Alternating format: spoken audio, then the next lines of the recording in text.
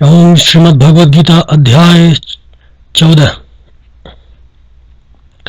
श्री भगवान कृष्ण बोले, ज्ञानों में भी अति उत्तम उस परम ज्ञान को मैं फिर कहूंगा जिसको जानकर सब मुनिजन इस संसार से मुक्त होकर परम सिद्धि को प्राप्त हो गए हैं। इस ज्ञान को आश्रय करके अर्थात धारण करके मेरे स्वरूप को प्राप्त हुए पुरुष सृष्टि के आदि में पुनः उत्पन्न नहीं होते और प्रलय काल में भी व्याकुल नहीं होते। हे अर्जुन, मेरी महत ब्रह्मारूप मूल प्रकृति संपूर्ण भूतों की योनि है अर्थात गर्भाधान स्थान है और मैं उस योनि में चेतन समुदाय रूप गर्भ को स्थापन करता हूँ। उस जड़ चेतन के संयोग में सब भूतों की उत्पत्ति होती है। हे अर्जुन, नाना प्रकार की सब योनियों में जितनी मूर्तियां अर्थात शरीरधारी प्राणी उत्पन्न होती हैं, प्रकृति तो उन सब की गर्भ धारण करने वाली माता है और मैं बीज को स्थापन करने वाला पिता हूँ। हे अर्जुन, सत्वगुण, रजोगुण और तमोगुण ये प्रकृति से उत्पन्न तीनों गुण अविनाशी जीवात्मा को शरीर में बांधते हैं। हे निष्पाप अर्जुन, उन तीनों गुणों में सत्वगुण तो निर्मल होने के कारण प्रकाश करने वाला और विकार रहित है। वह सुख के संबंध से और ज्ञान के संबंध से अर्थात उसके अभिमान से बांधता है। हे अर्जुन, राग रूप रजोगुण को कामना और आसक्ति से उत्पन्न जान। वह इस जीवात्मा को कर्मों के और उनके फल के संबंध से बांधता है। हे अर्जुन, सब देहाभिमानियों में मोहित करने वाले तमोगुण को तो अज्ञान से उत्पन्न जान। वह इस जीवात्मा को प्रमाद, आलस्य और निद्रा के द्वारा बांधता है। हे अर्जुन, सत्वगुण सुख में लगाता है और रजोगुण कर्म में तथा तमोगुण तो ज्ञान को ढककर प्रमाद में भी लगाता है। हे अर्जुन, रजोगुण और तमोगुण को दबाकर सत्वगुण और तमोगुण को दबाकर रजोगुण, वैसे ही सत्वगुण और रजोगुण को दबाकर तमोगुण होता है अर्थात बढ़ता है।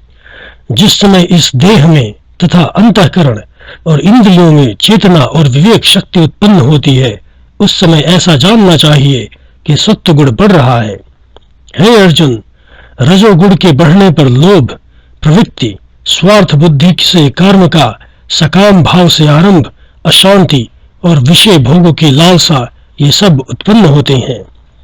हे अर्जुन, तमोगुण के बढ़ने पर अंतःकरण और इंद्रियों में अप्रकाश, कर्तव्य कर्मों में प्रवृत्ति और प्रमाद अर्थात व्यर्थ चेष्टा और निद्रादि अंतःकरण की मोहिनी वृत्तियां ये सब ही उत्पन्न होते हैं। जब यह मनुष्य सत्वगुण की वृद्धि में मृत्यु को प्राप्त होता है, तब तो उत्तम कर्म करने वालों के निर्मल दिव्य स्वर्गादि लोकों से प्राप्त होता है। रजोगुण के बढ़ने पर मृत्यु को प्राप्त होकर कर्मों की आसक्ति वाले मनुष्य में उत्पन्न होता है तथा तमोगुण के बढ़ने पर मरा हुआ मनुष्य, कीट, पशु आदि मूढ़ योनियों में उत्पन्न होता है। श्रेष्ठ कर्मों का तो सात्विक अर्थ सुख, ज्ञान और वैराग्य आदि निर्मल फल रहा है। राजस कर्म का फल दुख एवं तामस कर्म का फल अज्ञान कहा है। सत्वगुण में ज्ञान उत्पन्न होता है और रजोगुण से निस्संदेह लोभ तथा तमोगुण से प्रमाद और मोह उत्पन्न होते हैं और अज्ञान भी होता है। सत्वगुण में स्थित पुरुष स्वर्गादि उच्च लोकों को जाते हैं।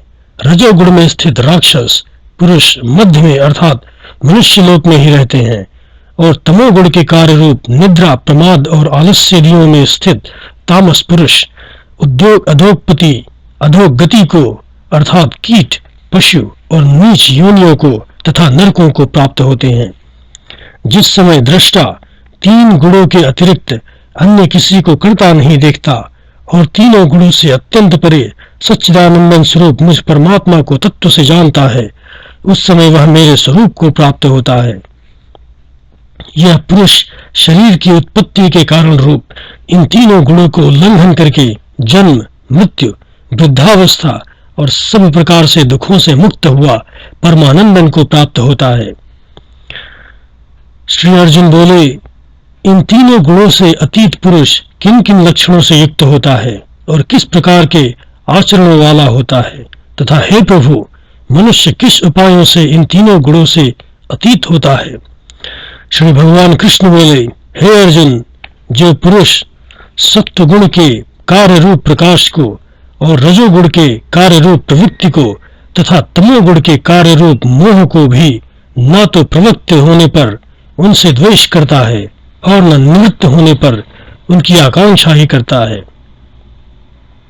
जो साक्षी के सदृश स्थित हुआ गुणों के द्वारा विचलित नहीं किया जा सकता और गुण ही गुणों में बरतते हैं, ऐसा समझता हुआ जो सच्चिदानंदन परमात्मा में एक ही भाव से स्थित रहता है एवं उस स्थिति से कभी विचलित नहीं होता, जो निरंतर आत्मभाव में स्थित सुख सुख को समान समझने वाला, मिट्टी, पत्थर और स्वर्ण में समान भाव वाला, ज्ञानी प्रिय और अप्रिय को एक सा मानने वाला और अपनी निद्रा स्थिति में भी समान भाव वाला है, जो मान और अपमान में सम है, मित्र और वैरी के पक्ष में भी सम है एवं संपूर्ण आरंभों से कर्तापन के अभिमान से रहित है, वह पुरुष गुणातीत कहा जाता है।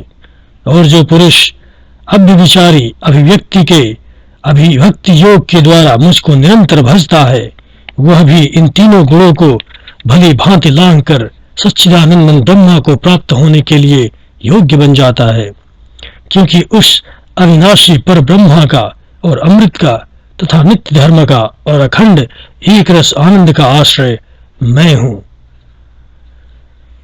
अध्याय 14 समाप्त।